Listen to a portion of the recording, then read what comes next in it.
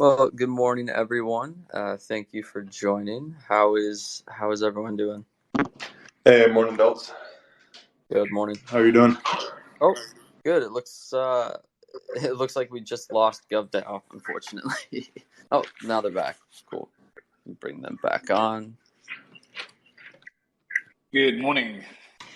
Hey, good morning. How is everyone today? You're doing well, doing well. How about yourself? Doing good, actually. Reaching the evening here in Barcelona. Oh, great. It's mid-morning for us in Minnesota. I'm sure you got much nicer weather over there as well. Well, not at the moment, but usually it's pretty nice here in Spain, actually. So it's actually one of the reasons why I live here, as opposed to the UK, where pretty miserable sometimes. Yeah, exactly.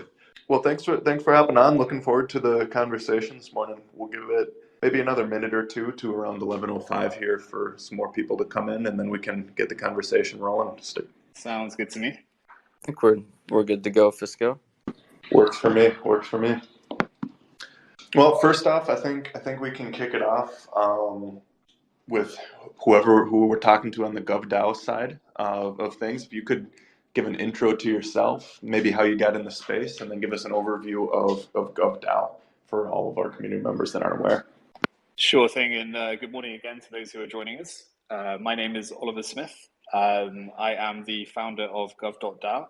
I'm also the founder of Say Something Gallery here in Barcelona. I'm actually a lawyer, 9 years post-qualification experience. My background is in investment funds, financial law, corporate law, and of course, blockchain and Web3. Gov Dao is an advisory agency. We've been set up to support Web3 and blockchain projects. So that's providing legal and regulatory advice, project setup advice, corporate structuring, and we also now have our own DAO software, which we intend to offer to those who are looking to set up their own DAO. Essentially, we'll be white labeling that. And from Say Something, it's a gallery, it's a co-working space, and also a crypto hub. So, for example, we've got a workshop this evening with Gov Dao. And actually, next week, we've got 3 nights with Secret Network. So really looking forward to that next week. Very cool. Yeah, thanks for the overview there. I'd love it if you could kick us off with a kind of overview of the current legal landscape around governance, around decentralized autonomous organizations, and how that's kind of developed over the past couple of years, and what you see the current state of it is. Yeah, for sure. And for the benefit of the community here, one of the reasons why I reached out to Shape Protocol and Secret Network and others is because this year for me is really like a crunch year for regulations and laws which are being published in a lot of the jurisdictions which seek to regulate digital asset activity. Mostly on the kind of financial side, so looking at regulating exchanges, wallets, lending protocols, but also for token issuances as well, which is long been regulated in the security space. So I think now is the time for projects who are running either a CeFi or DeFi protocol to really consider, how they need to be compliant with the laws out there, and how they can be structured and how they can mitigate, their activities under what may be applicable to them. And when it comes to DAOs, you're right. We have seen some changes which have been beneficial, I think, to the DAO community.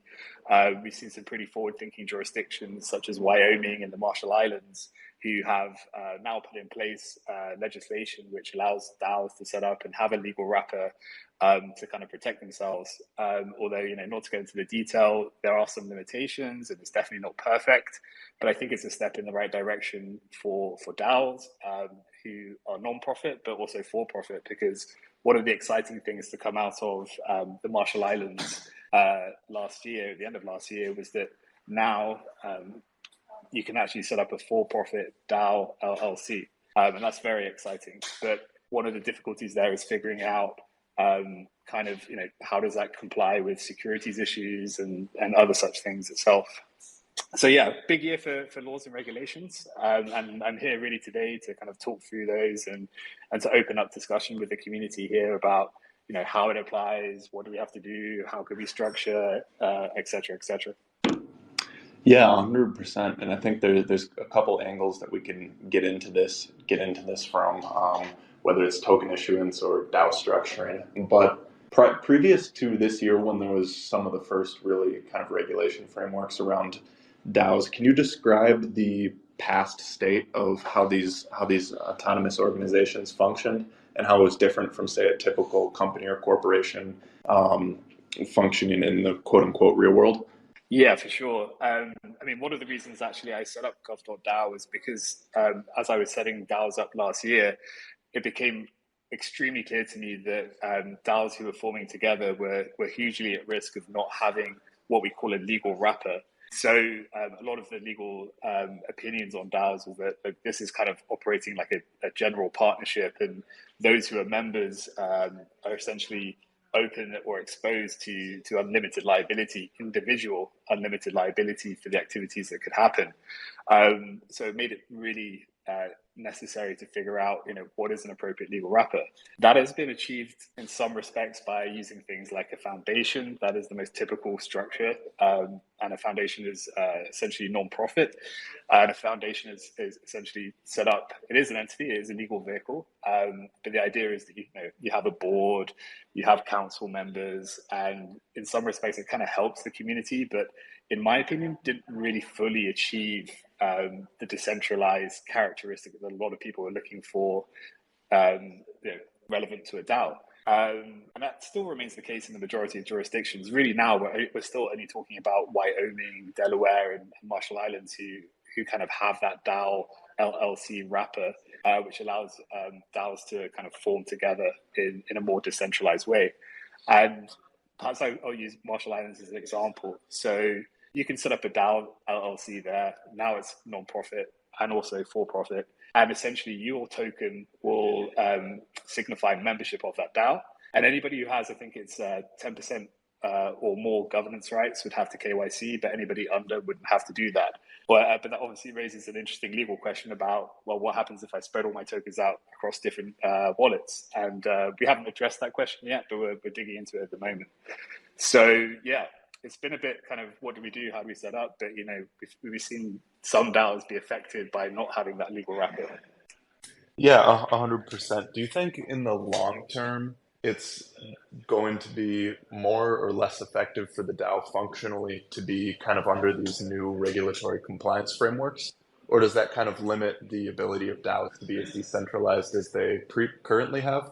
Or how do you see this as a benefit or a negative when you're weighing between increasing or decreasing the amount of legal framework that's provided around these organizations? Yeah, just to clarify a point there, because it's not that DAOs themselves are being regulated by certain regulations and laws. What it is essentially, how do we operate legally? If you see the difference there, because if you set up as a DAO, you're working autonomously, you've got these membership tokens and whatnot. It kind of works if it's on chain, right? But as soon as you need to have that real world connection, you need to sign a contract, you need to engage a service provider, you need to enter into a token sale agreement, for example. If you don't have a legal wrapper, you are not a recognized legal person, right? You cannot say, hey, I can enter into this contract. DAOs can't do that. So usually they'd have to maybe set up a service provider entity or be an individual from the DAO who enters into those agreements. But having that legal wrapper means not only is your liability protected, but it also means you can then have that real world legal connection. So that DAO can enter into contracts, it can set up other entities, and much more. Okay, yeah, I see that for sure. Is there any current teams that you think have an impressive structure that they're operating out of that seems highly effective? And if there is, what are the specific aspects of that have been working, and what are some that haven't been working for kind of the direction that DAO setup has been going? Yeah, so that's an interesting question, because sometimes it's not entirely clear what legal structures DAOs are using, because they don't necessarily publicize it. In terms of how things like governance and voting, proposals and voting work, there are some major examples like MakerDAO, for example.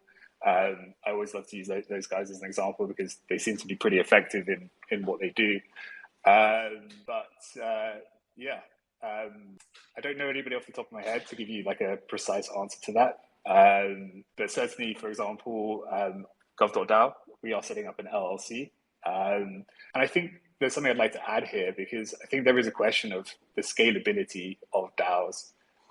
Does it work with a big community? Does it work better with a small community? It's difficult to know, really. And I often get worried about governance hacks and those sort of things if things haven't been properly set out in the governance charter. Yeah, the scalability question for these decentralized organizations is a pretty interesting one. And obviously the space that we're in is so new, and this type of organizational structuring is relatively new as well. So I think there's a lot of development that needs to take place before it's a really super feasible framework that works at a highly effective level. And obviously there's places that we've seen it.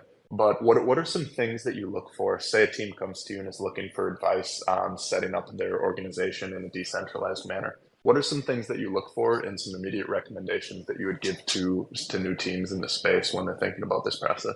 Yeah, I think the first consideration is how is your membership identified? Are you using an NFT token, or are you intending to do a token sale and those fungible tokens representing membership of the DAO? And then thereafter, what is the classification of that token? Is it a utility? Is it security? And those are the very first questions that have to be answered, because as you may be fully aware, the biggest risk is being deemed to have undertaken or carried out a sale of securities.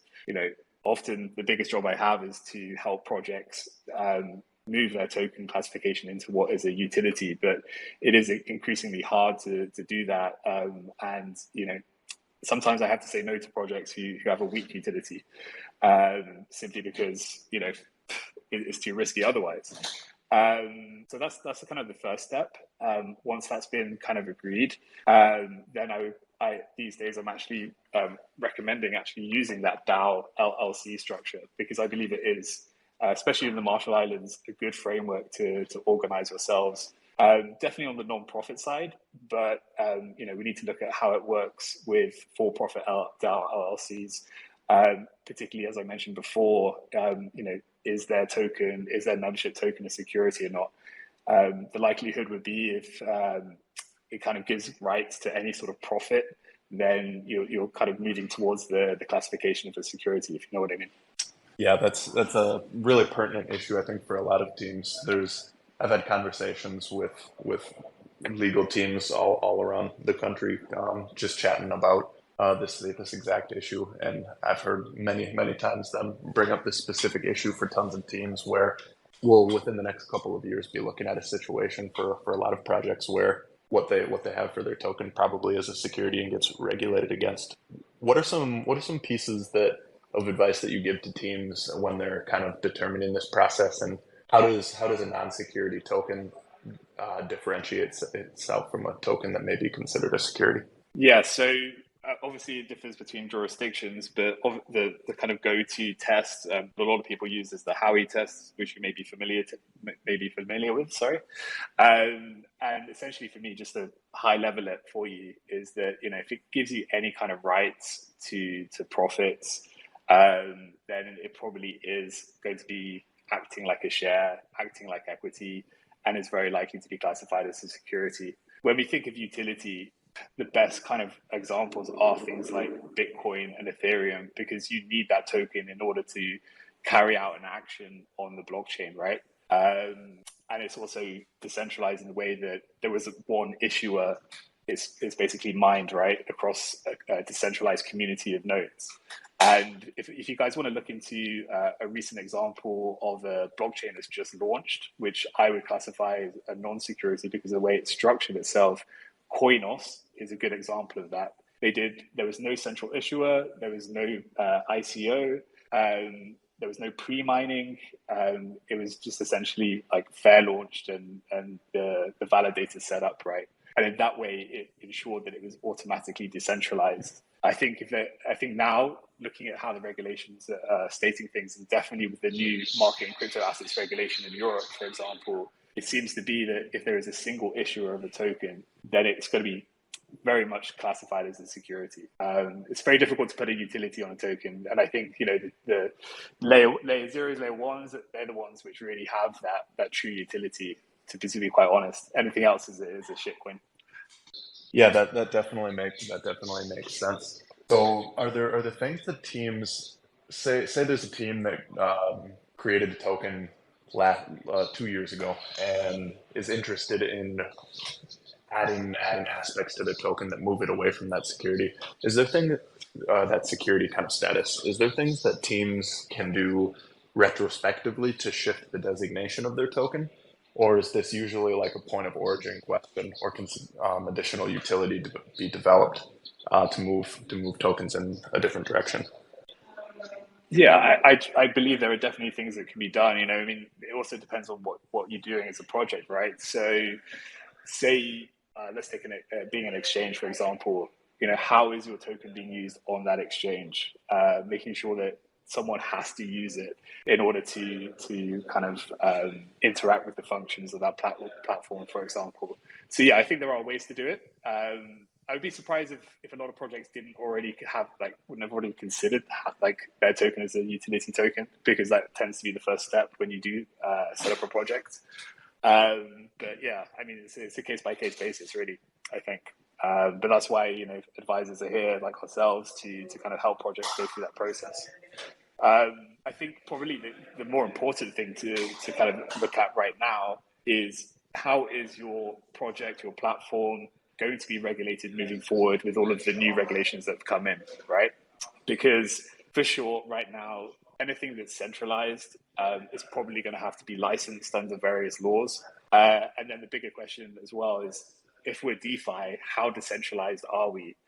So what do I mean by this? So essentially, there are a couple of key things that have come in recently. So there's been big changes to anti-money laundering regulations, and we have seen the introduction of let's call them digital asset laws. Right, some of those digital asset laws have integrated the new recommendations on anti-money laundering, or they've been applied separately in anti-money laundering regulations. Now, why is that important? Because we're seeing, like, even previously light touch regulatory jurisdictions introducing these new digital asset laws. Like BVI is a great example, because last week it published its digital asset law framework. And essentially it means that if you are operating from a jurisdiction, say it's BVI or St. Vincent's or Seychelles, and certainly in Europe with the upcoming markets and crypto asset regulations, it's quite probable that you would have to seek getting licensed. And a big question that projects are coming to me about is, hey, look, you know, surely with DeFi, you know, we have no intermediary. Surely we don't have to be licensed. Surely we don't need to get this authorization.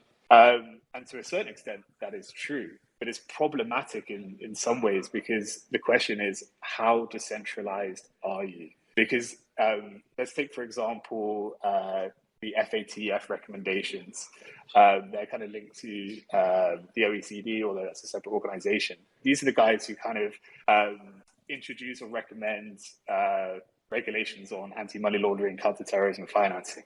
Their definition of what DeFi actually means basically says that if a project has some element of sufficient control over a DeFi protocol, it would have to be essentially licensed or registered under this new AML or digital asset regime. And it's really getting to grips with that point. What is sufficient control? So we're seeing things like, is there an entity which is making profit from the protocol? Is the entity kind of in control of the maintenance and the upgrades to the protocol? These are all the kind of things which would be a characteristic of a virtual asset service provider, which is the actual official name of it, and would suggest that they would have to be registered under the applicable digital asset law or AML regulation itself, which is problematic. So therefore, we have to look and work with DeFi platforms and say, hey, what are you doing to ensure that you're truly decentralized? Who has control, who doesn't have control? How is the governance working? It's kind of a difficult question, but I'd say the majority of DeFi applications have that sufficient control, in my opinion, of course. Yeah, I think that's totally an interesting concept. I mean, when we're talking about teams that are supposed to be decentralized or have some sort of governance structure, but then a lot of times there is realistically like one centralized team that should be registered as a VASP. What are some things Uh-huh. like specifically that indicate a lack of decentralization? And on the other side, what are some things that indicate that there is actually strong decentralization on team? Probably more specifically focusing on the where do teams that are truly decentralized kind of lean, since you answered the first part a little bit earlier. Yeah, so the first point of call is looking at how the protocol operates, right? So when we think of decentralized, we mean there is no intermediary, no central intermediary. So we're looking for that smart contract, which is essentially allowing all of the functions of the platform to function autonomously without any centralized control over it. That is the first key thing. Then we need to look at how that operates essentially. I mean, does it have an open source aspect to it? Because that is pretty good in moving towards a decentralized aspect. But in reality, as you say, there tends to always be this kind of service provider entity, which is servicing the protocol, making those updates, marketing. I don't know if you guys are familiar with DYDX, for example.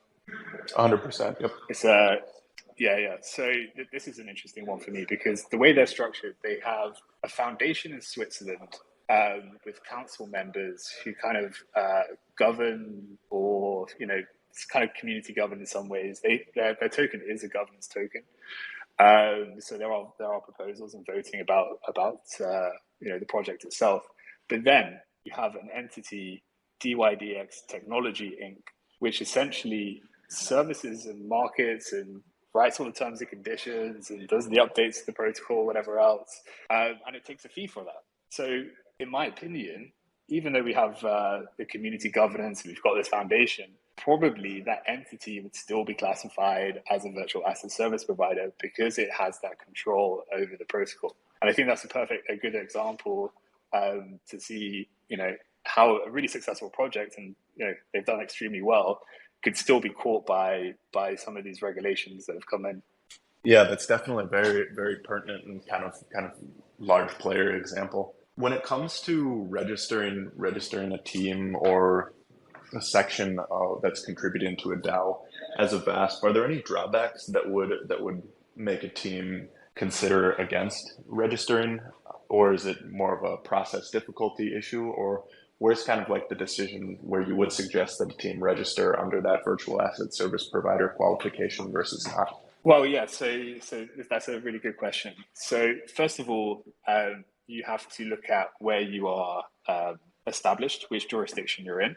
Does that jurisdiction have a new or current digital asset law, or does it have AML regulations which have incorporated the FATF AML recommendations that were published in 2021? If that's the case, you need to then think, okay, if we're operating out of this jurisdiction, do we have to be licensed or authorized under those laws? And I'll say at this point, it's becoming increasingly more difficult to find a jurisdiction which hasn't either implemented the digital asset law or updated their AML regulations. So yeah, the likelihood is if you're operating from that jurisdiction, you may have to be licensed. And of course, the drawbacks are, maybe you're a non-team, maybe you don't want to dox yourselves, but I suppose in some ways there is a reason for this regulation. It is to protect the consumers, to protect the users, and it's a lengthy and expensive process. It's not cheap to get licensed or authorized. And then on the other side, depending on what your platform is doing and where your platform is providing services, you may also have to seek to get licensed and authorized in those jurisdictions as well. So say, for example, MICA coming up this year, which is going to be transposed into most European member states. If you are providing, say, exchange services in those jurisdictions, perhaps you also need to be licensed there as well. It's tricky, and definitely for DeFi protocols, the question is, as I said, how decentralized are we, and do we really have to go through this licensing process? But I think as well, let's talk about how it works with privacy protocols, right? Because you yourselves are on Secret Network, and the big question is how does it not conflict with the functionalities of a privacy network? Because one of the big things about the AML regulations, for example, is that maybe you have to KYC your users. maybe you have to implement something called the travel rule, which means that for any transactions over €1,000, you have to make a record of that. For me, that kind of is so contradictory to what the privacy protocol is for. I mean, are your users really going to want to do that? I don't know. But then if you don't do it, are you then putting yourselves at risk of sanctions, of fines, of some major problems essentially, right?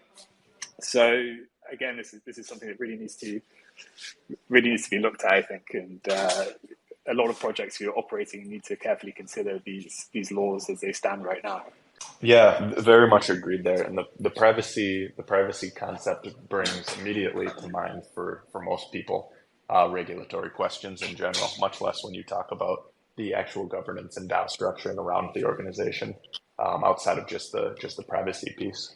But I think there's obviously solutions to concepts around privacy, and there's pieces that can be structured to kind of set this up. What are some general kind of guidelines around privacy preserving protocols and teams that you find valuable to follow, or suggestions that you make to teams that are in this type of space? Well, yeah, I mean, this is something that I want to put it to your community here as well to get some ideas. But so if you think that essentially, what do you want to keep private? You want to keep your wallet private. You want to keep your holdings private, and then you want to keep your interactions with the platform, whether it be an exchange, wallet, whatever, private as well. So I think probably what would have to be recommended for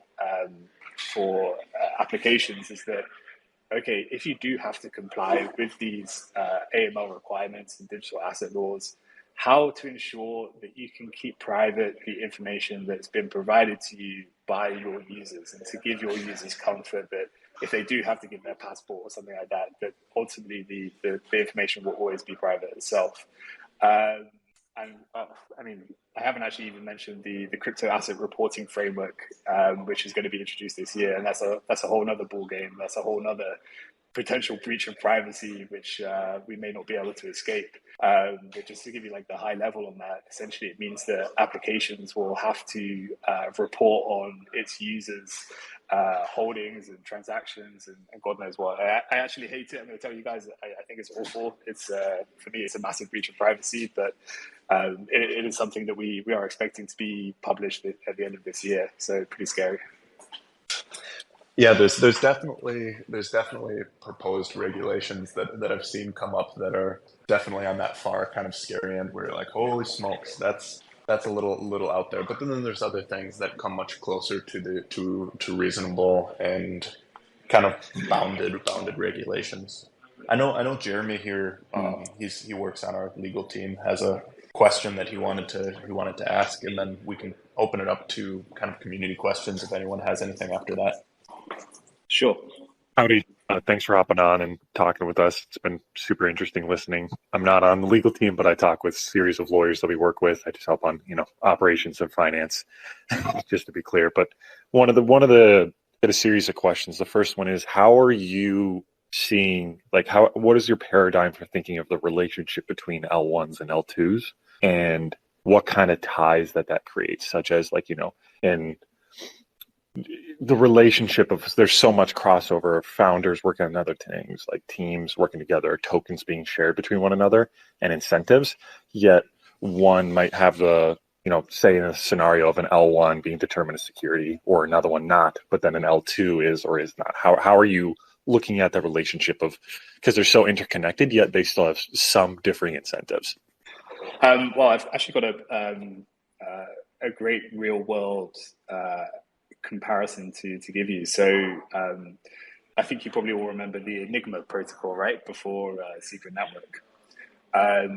They were actually deemed to have conducted a sale of securities, and Enigma was classified as a security by the SEC and were in fact sued, and Enigma in the end had to settle. Now, why did that occur? Because Enigma carried out an ICO. It was a single issuer, and it sold those securities. Those tokens were classified as securities, and it's all to do with the manner in which they sold them. And I think it all comes down to, as I said, the key of there was one entity, one single issuer, and and the utilities weren't properly set out or obvious. Now, the comparison, and I mentioned this earlier, is the project Koinos, very new protocol. Now, why was that not deemed a security? It's because there was no ICO, there was no single issuer, there was no pre-mining. Essentially, it was launched, and then the validators connected, and it's decentralized in that way across all of the validators who are essentially now mining. That meant, because there was no token sale, there was no sale of securities. And I think that is the kind of best comparison I can really give. And when it comes to layer 1 and layer 2 differentiations, I believe layer 1 has true utility because you need that token to carry out actions on that blockchain, paying the gas fees, minting those NFTs, etc. Whereas layer 2, with application tokens, what do they do? Is there really a true utility? Like, are they really being used within that application itself? If that makes sense. Yeah, that definitely. I gotta look up that Koinos. You said is the example of the positive one. Yes, that is. Koinos. Yeah. I guess Koinos with a K. Koinos with a K. I guess one question. I know Logan was getting into this a little bit in terms of, you talked about, are they actually decentralized? Is there a central issue, or what are the actual, one thing I've heard in a lot of filings is what is the economic realities? I'm always just curious from people in the space, specifically on, regulatory side or legal or anything, thinking with like entities. What are some immediate red flags, like just kind of off the bat, and for like language that you hear or things that you see from like the past or things that you see going forward? Just more curious on that. Sorry, just to clarify, do you mean like red flags about how the projects are setting up and structuring and issuing their token? In terms of that, yes, or even problematic language of like certain things of you're like, yeah, I don't think that's very true. You're probably going to get in trouble for that. Like just there's things that you see as like major problems for how they're setting up or how they're communicating things to the public. Sure. Yeah. I mean, the number one would be that if any project is promising you high returns, that is not only going to be at risk of being classified as a security and likely to be sued by the SEC, but how true is that actually going to be, and how sustainable is it going to be? I think that's always the language that, certainly in the past, if anyone remembers the ICO days of 2018, which were hugely problematic, and even today we still see some, particularly like farming protocols, staking protocols, which offer those high returns and bring those consumers in who ape in because they think, wow, I'm going to make so much money, and then the token price crashes, and we're all left holding these big bags of absolute nothing. So yeah, any projects which are promising returns, high returns, is probably the biggest red flag for me. But also as well, again, it's just looking at like, how is that token being issued? How is the community being structured? The more centralized it is, the more concerning it would be, in my opinion. As we've seen this year, last year with Celsius, Voyager, projects which are not licensed or have that entire centralized control are always going to be risky because you're essentially putting your money into someone else's hands, right? Yeah, 100%. And I guess this is a very, very broad question. It's more of it's kind of like a theoretical thinking thing. It's more, I'm curious how you're thinking about, because, we're talking about what essentially makes them into, you need to get licenses, setups, structures, essentially creating many subsidiaries under one large entity. With a lot of this, how we're almost shoving this new idea of DAOs and decentralized money into currently fitting securities law in terms of like how entities currently function. And I'm kind of wondering, how does that make you, I guess, think or feel about it? And two, what do you see for the future? Because so many people have aspirations of entities that are truly decentralized, or money that is truly not beholden, but is still good for people. It's just kind of more into the, it's more of a high level. What is it that you see, and what is it that you want for these things? Yeah, I mean, personally, I don't think structures have to be complicated. I don't think there have to be multiple structures in all places. It really depends on how you're operating and where you want to provide your services. the very key thing is where are you established? Which jurisdiction are you operating out of? Once that's all figured out, then looking at where you want to provide your services and where you're providing the services, is that going to be regulated? And if so, then maybe, of course, looking at licensing and whatnot. But I think when it comes to DAOs, I think, we do have regulatory regimes now or laws which facilitate the setting up of it. And I think that is going to get easier and easier, and people will get more experience in setting up those structures so that they can actually facilitate what the project wants and benefits it in that way. Do you have any positive or negative thoughts about, there's some teams that are fully anonymous, no legal entity set up, and they do things where they don't do any raise. They kind of just set things. I don't know. Say what you want for original Bitcoin setup with Satoshi. There's a lot of things about that, but it's like an anonymous person setting something up and then pushing it off once it's functional on its own, and not going about those typical paths. Like, what are your thoughts on that?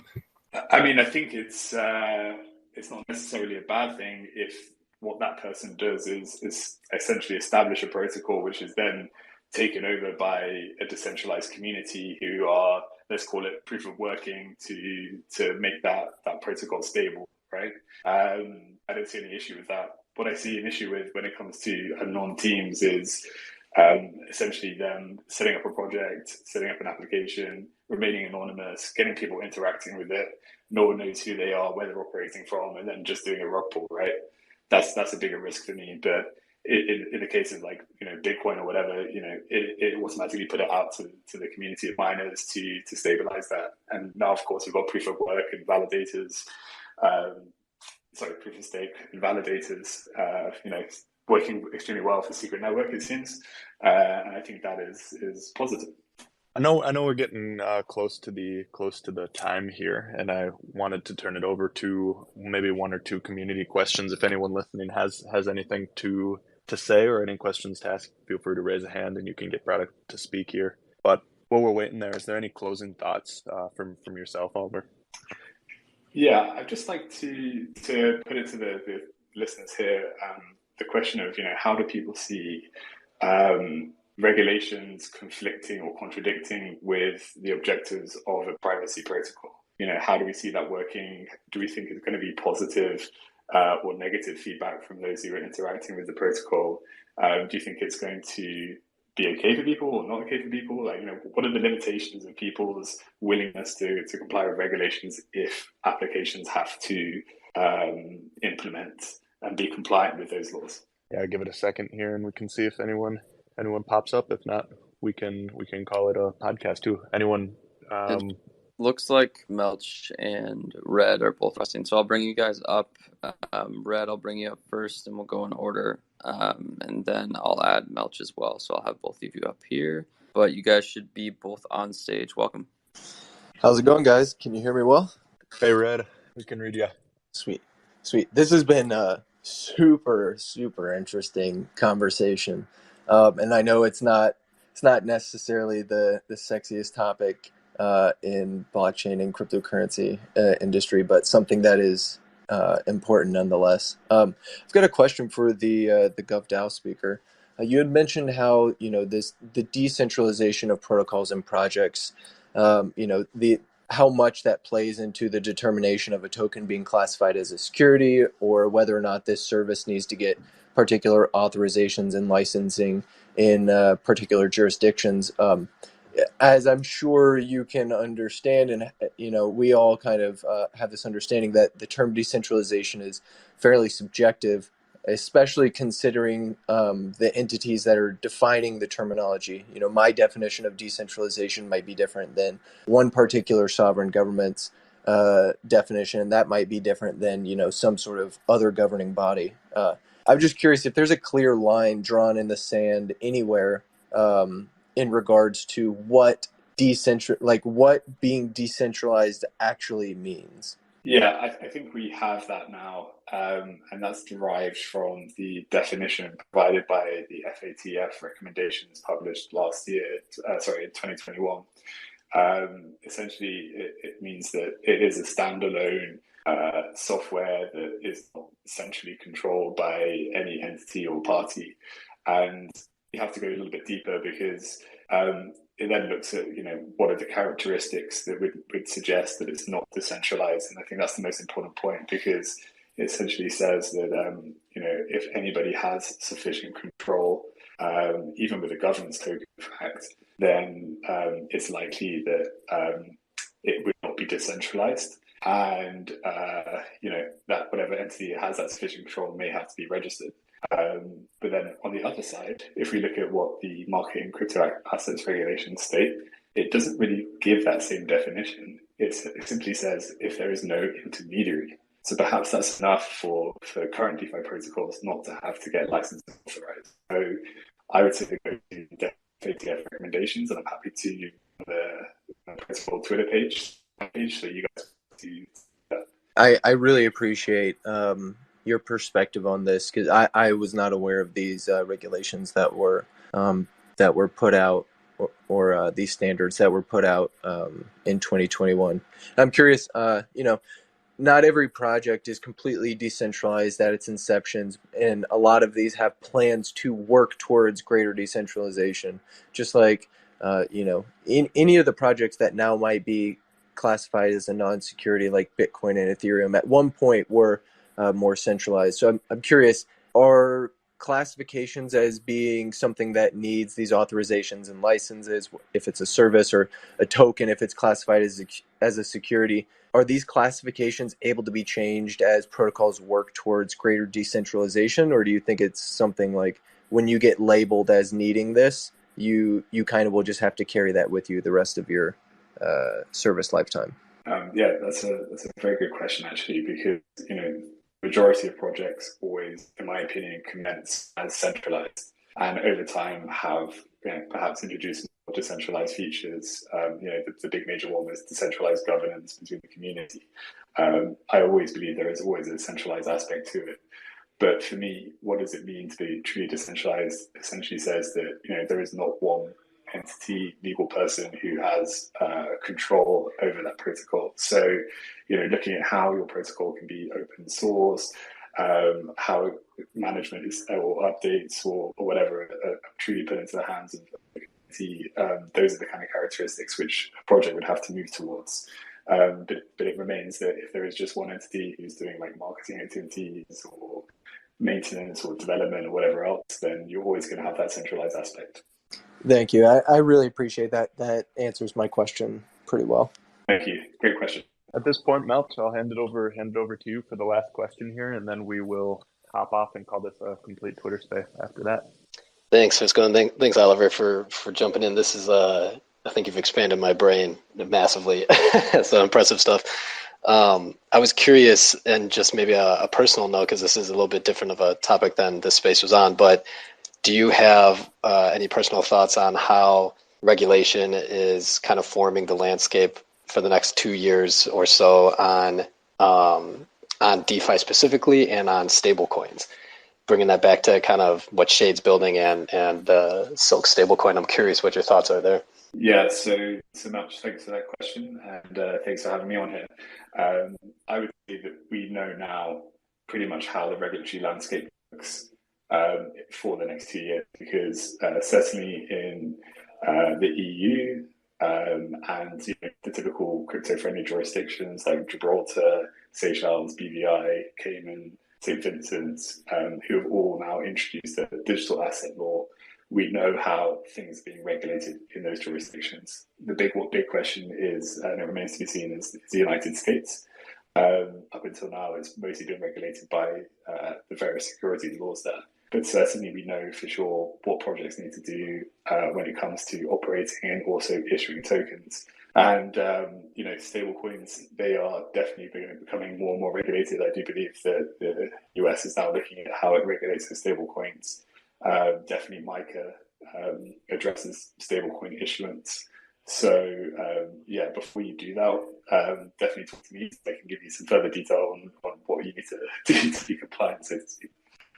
Well, thanks again, Oliver and Gov Dao, for hopping on here. It was a great conversation, and a ton of good questions and great answers came out of it. So I really appreciate your time, and having the conversation with us here today.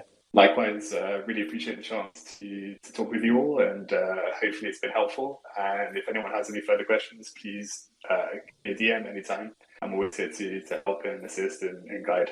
Well, thanks again, Gov Dao and Oliver. If you're interested in anything that you heard today, follow them at gov_Dao. You can head to their Twitter, and links to their website and everything are in bio there.